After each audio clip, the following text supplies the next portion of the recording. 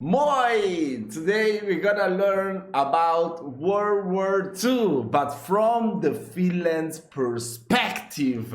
This is an animated history video. I love those videos. I never checked out this channel before, but he has lots of subscribers and I really appreciate what these historians are doing. So I'm gonna always be leaving you a link to check out the original video and to subscribe to those channels to give them just support, you know, because as much as I love making these videos, we gotta recognize that, of course, we gotta give props to the people who is making the originals. So yeah, I've been saying too many things right now, so just gonna zip my mouth and we're gonna check out the video together.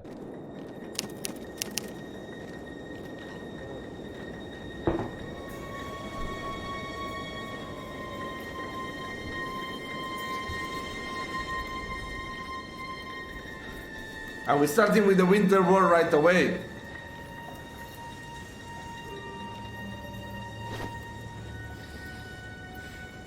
There you go, Simhauha.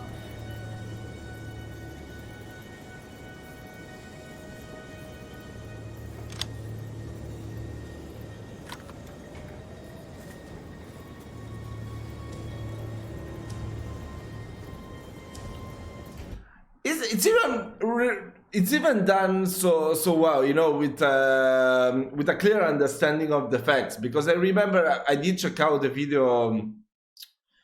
I don't know if they were saying it in the actual Simo Hauha video or in the Winter War facts, but they were saying that he would never use the scope of his rifle when he was shooting. And you can clearly see here in the video that there's no scope on his rifle. So it's done pretty well, you know. Most of these videos maybe they are done a little bit in a hurry, but this one so far is done pretty good, pretty accurate. I did what I was told to do, as well as I could. There will be no Finland unless everyone else had done the same. Sino Hauha. Hi, I'm Griffin Johnson, the Armchair Historian. In the Dude, look at this! Oh my god, I already love this guy! Oh my god, this looks so cool and professional! That's crazy! This is like Space Jam for a history buff. I love that. First and Second World Wars, no place was unaffected, including the usually quiet Scandinavian region. The First World War saw the Russian Empire fall, and its Soviet inheritor lose control of the territory now known as the Republic of Finland in the Finnish Civil War of 1918. The Finns, long imperial subjects to the Romanovs, declared and defended their independence with the aid of the dying German Empire, as the pro-independence whites fought against the Soviet-backed Reds, who sought to make Finland a new socialist republic under Soviet control. But the white victory over the Reds would prove little more than a respite, and Soviet hunger for revenge and reconquest would see Finland become a battlefield in the Second World War. Bundle up, because in today's episode, we'll be examining the Second World War from the Finnish perspective. That is so cool. Oh my god. Before we make for the Finnish frontier, we'd like to thank the sponsor of today's video, Omaze. By giving away one-of-a-kind prizes and experiences while fundraising for nonprofits across the world, Omaze ensures that the best causes spend less of their time fundraising and more time helping those in need. Omaze is currently helping out Give Power and 501c3, and giving you the chance to win a Tesla Model X Plaid in the process. Give Power is on a mission to help the 2.2 billion people across the globe lacking access to clean drinking water by using solar energy. 501c3 rests at the intersection of innovation and storytelling, using their skills to spotlight solutions for a cleaner, more sustainable future while creating a new nonprofit for a younger generation. By logging on to omaze.com/armchairhist and supporting these charities, you will be entered for a chance to win a Tesla Model X Plaid, Tesla's flagship SUV. With supercar stats, 1,020 horsepower, 313 miles of all-electric range, and 0 to 60 in 2.5 seconds, the Model X is Tesla's most sought-after car with a full 6-month waitlist. But by supporting Give Power and 501c3, you could jump the line. Visit omaze.com/armchairhist or click the link in the description below to enter for your chance to win. That's a cool sponsor.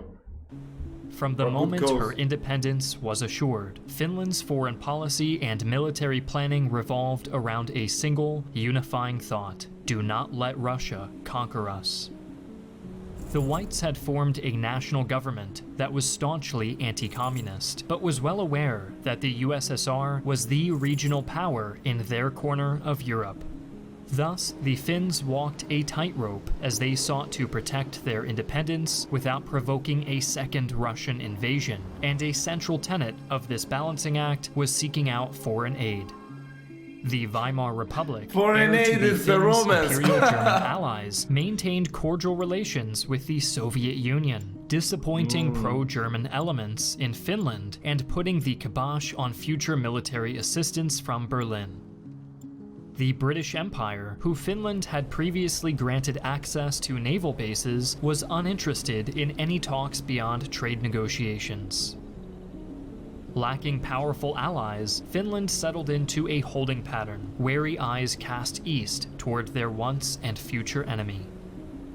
The ascension of Adolf Hitler would upend this stalemate.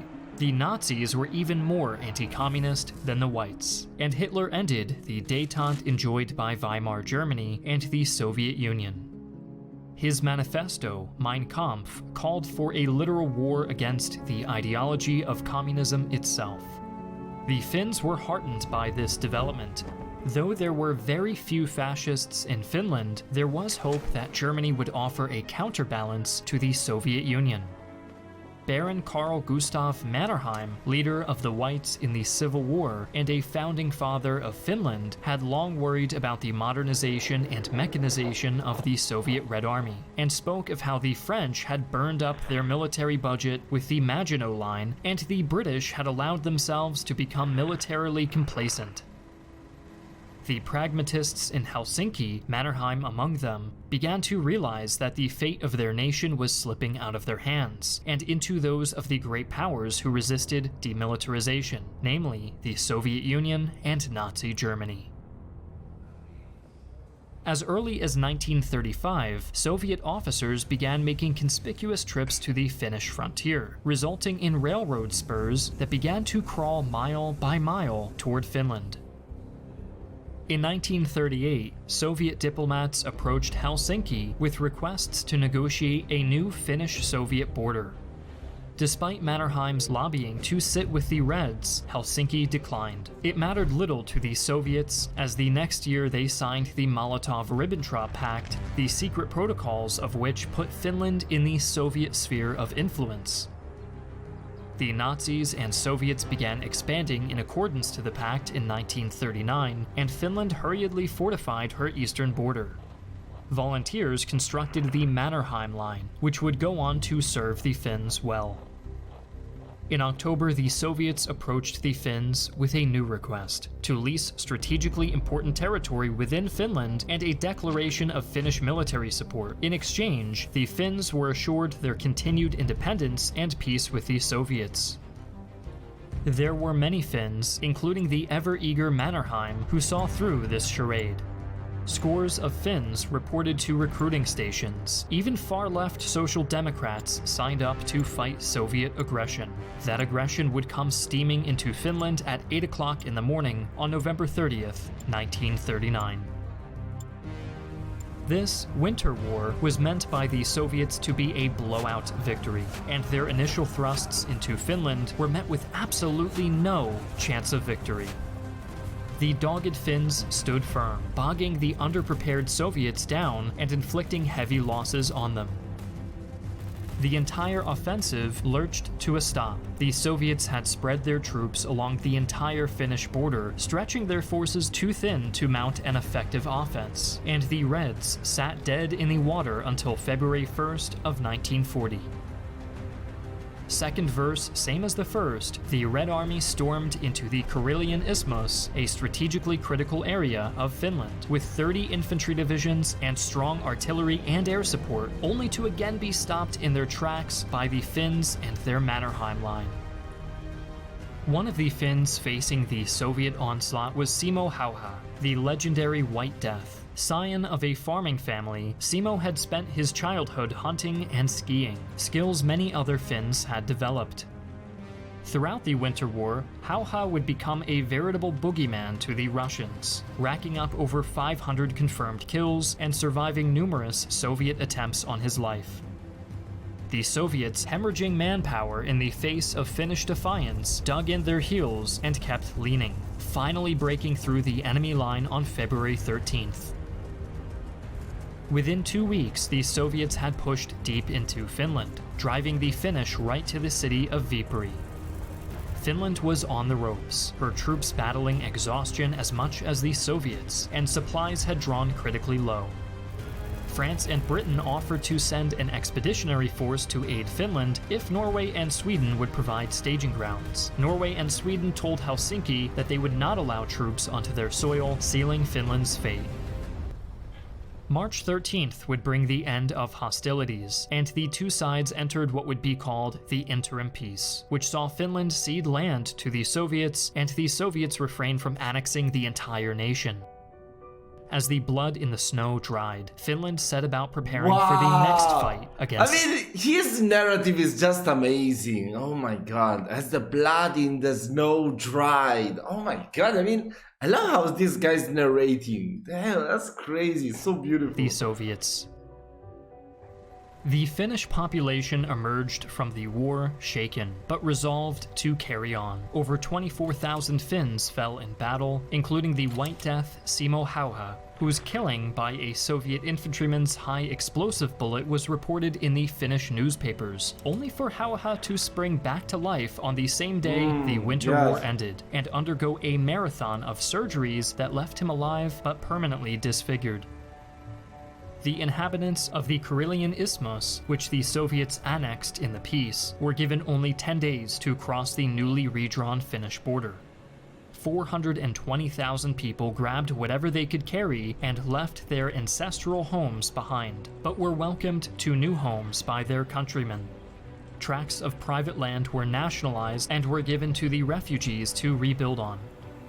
Veterans of the Civil War, white and red alike, formed brothers in armed societies to socialize and keep spirits high in the company of fellow soldiers.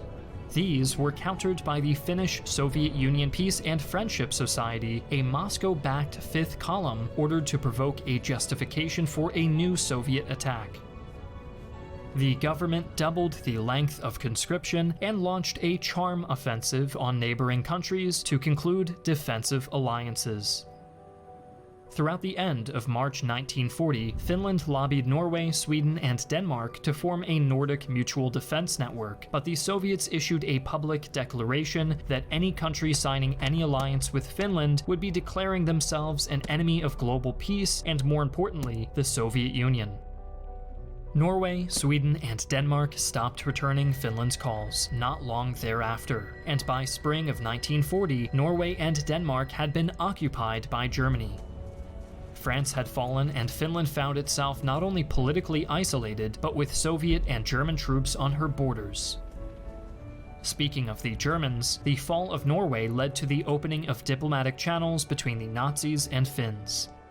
Initial contact focused on allowing German troops on leave from posts in Norway free passage through Finland, and welcoming Finland to purchase weapons and raw materials from Germany. As relations improved, Finnish Major General Paavo Talvila began making regular trips to Berlin, taking the Germans' temperature on a defensive treaty against the Soviets. At the end of May 1941, a delegation from Finland's High Command, led by Chief of Staff Aksel Heinrichs, took a meeting with German Chief of Staff Alfred Jodl. Jodl gave Heinrichs a briefing on Operation Barbarossa, which he dutifully related to Helsinki. The Finns smelled blood in the water. Here was the military alliance that had so long eluded them. The two countries inked a deal. Germany would support Finland in any future wars against the Soviets, and the Finns would support Germany if Barbarossa triggered a Soviet invasion of Finland. To say the Finns threw themselves into their new alliance would be an understatement. A secret conference was held in Kiel, where Finnish and German planners laid out designs for jointly laid minefields in the Gulf of Finland, and the Finns opened their airfields at Malm and Ute to the Luftwaffe. On June 5th, Mannerheim reactivated Talvilla, apprising him of the results of the Kiel Conference and sharing Germany's timetable for invading the Soviet Union. He concluded by asking Talvilla to take command of a Finnish task force that would lead the German drive to Leningrad. Talvilla enthusiastically replied, "I accept, and this is the greatest moment of my life." Finnish Defense Minister Rudolf Walden ordered full mobilization on June 17th, and the Finns were able to call up 630,000 men and women for their anticipated war, one of whom was our old friend Simo Hauha, whose attempts to join a combat unit were rejected. The White Death would be assigned to the Horse Call-Up Board and set his sights on determining which equine Finns should be drafted for service. Odd assignments or not, optimism was high in the Finnish populace. The populace as a whole believed that the Nazis would be quick to reach their objectives in Russia, and with a swift German victory, most Finns would be demobilized.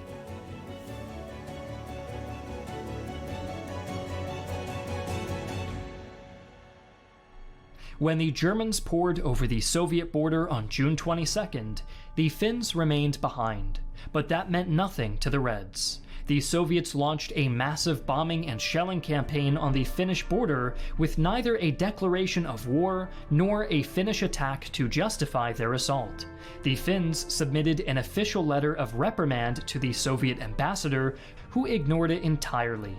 On the 23rd, Soviet Foreign Minister Molotov demanded the Finns lay out their position on their allies' invasion and promptly cut the phone line to Helsinki. After all, it's far easier to claim the other party is refusing to be diplomatic if there's no way for them to speak with you. On June 25th, 1941, the Soviets launched an early morning bombing raid on Finnish civilian targets, with 487 aircraft dropping ordnance on cities including Helsinki. The interim peace was over. The Finns watched as the Germans drove into Soviet territory, waiting for their time to join the fray. The Finnish government took great plans to portray themselves as a co-belligerent fighting a common enemy alongside the Germans. Never concluding a formal alliance with the Nazis, the ministers in Helsinki knew it was vital to portray this as a war to reclaim territory and defend against Soviet aggression. On July 10th, the Germans crossed the river Daugava, which was the pre-arranged time for the Finns to attack. The continuation war was on. 475,000 Finnish soldiers charged against the Soviets, who had directed their best men to defend against the main German assault. Soviet disposition meant that the Finns enjoyed air superiority and the tactical advantage, and they overran the Soviets in the Karelian Isthmus and other territories lost in the Winter War. But this was not the end of Finnish ambitions. They meant to make for Leningrad, just as they promised. The Finns split their forces, with some digging in to defend the Karelian Isthmus, while others crossed into Soviet territory. Finnish forces reached the river Svir on the 7th of September, and it was here that the small Nordic republic could have sealed the fate of the Soviet juggernaut. If the Germans had linked up with the Finns at the Svir as originally planned, they could have cut Leningrad's shipping lanes over Lake Ladoga, bottling up the city in a complete siege. But the Germans were halted 100 kilometers or about 62 miles from the river. The Finnish halt at the Svir marked the end of offensive operations for the rest of the war. The momentum was shifting, and soon the Finns would find themselves fighting a desperate 3-year defense. Finland's fortunes were directly tied to their German co-belligerents, and when Barbarossa began to flounder, the Soviets turned their ire on the Republic. As in the Winter War, waves of Soviet conscripts broke upon the Karelian Isthmus, trying to unseat the Finnish defenders. The Finns fought nose-to-nose with the Soviets, but again, like the Winter War, their energy and resources were sapped with every battle, while the Soviets called up more and more men and materiel. Mannerheim realized he must surrender Karelia and ordered the troops holding the isthmus into a fighting retreat. The Finns withdrew in good order, even winning a defensive victory at the bloody Battle of Attrition at Tali-Ihantala in 1944, which placed the idea in Soviet minds that Finland may be more trouble than it was worth. For his part, Stalin was ready to consolidate his forces and drive to Berlin. He had bigger borscht to stew, and the Finns were equally keen to reach a separate peace with the Soviets. There were, however, 214,000 barriers to separate peace between the Finns and Soviets, and they were the men of the German 20th Mountain Army based in the Finnish region of Lapland. On September 14, 1944, a Finnish delegation headed by Foreign Minister Karl Enkel met with their Soviet counterparts to discuss ending hostilities. They were blindsided with demands to cede the Petsamo Peninsula and for a forced lease of Porkala Naval Base near Helsinki. In addition to these concessions, Finland would pay the Soviets the equivalent of $300 million in reparations, allow Soviet troops free access to and passage through their country, and arrest a list of war criminals to be tried by Allied courts. Allowing the Red Army free rein in the country meant a Soviet occupation was inevitable, but the Finns felt they had little choice in the matter and signed the Moscow Armistice 5 days later. The Finns requested the Germans withdraw from Lapland, setting a 2-week deadline that the Finns and Germans both knew could not be realistically met, just like the Soviets wanted. The Moscow Armistice required the Finns to use force against any Germans left in their country after the 2 weeks had elapsed, which would mean war between Finland and Germany. That war came on September 28th, as the Germans were trying to make the 1,100-kilometer or 683-mile trek from their positions in Lapland to occupied Norway. Slowed by the size of their force and the small fact that it was the middle of an Arctic winter, the Germans could only do so much to adhere to the Finnish deadline. The Finns, for their part, delayed to the best of their ability, but the Soviets threatened to invade Finland yet again if they did not expel the Germans by force, and this time the Soviets would keep the entire country. Finnish forces met the Nazi rearguard on the 28th, ordering them to surrender before opening fire. The Germans resisted fiercely, giving the Finns a taste of their own medicine with defensive works including minefields, grenade booby traps, and scorched earth warfare. The Lapland War would last until April of 1945, the end of hostilities on continental Europe. Throughout all of this, however, a terrible injustice was being carried out behind Finnish lines. East Karelia, a section of land long disputed between Russia and Finland, came under occupation by the Finns during the Continuation War, an occupational government with Finnish nationalist Väinö Kotilainen at its head. Kotilainen's government had 3 aims: develop Eastern Karelia, convince the population to integrate into the Republic of Finland, and eliminate foreign enemies. Many Russians living in the region were rounded up and placed in internment camps. The vast majority of the 24,000 interned in these camps were women, children, and elderly, as the men had long ago been called up to fight in the Red Army. A bad harvest in 1941, paired with the rough conditions of the camps, resulted in the deaths of thousands. It is estimated that the death toll for the camps was 18%, with Russian sources claiming a toll as high as 33%. Wow. By summer of 1945, the war in Europe had ended. Finland, though required to cede roughly 10% of its land and lease bases to the Soviets, was not occupied.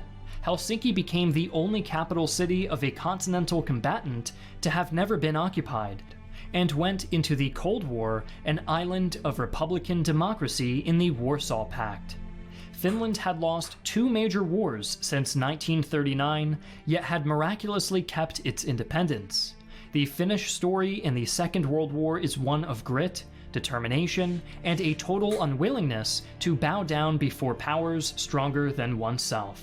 But it is also the tale of hatred, where nationalists were allowed to try their hand at ethnic cleansing in East Karelia. The Second World War, from Finland's perspective, is a complicated viewpoint to take.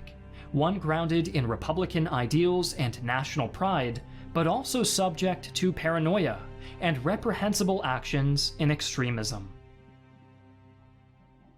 Wow, this video was really beautiful. Don't forget about your chance to win a Tesla Model X Plaid and support Give Power and 501c3 by heading over to omaze.com/armchairhist.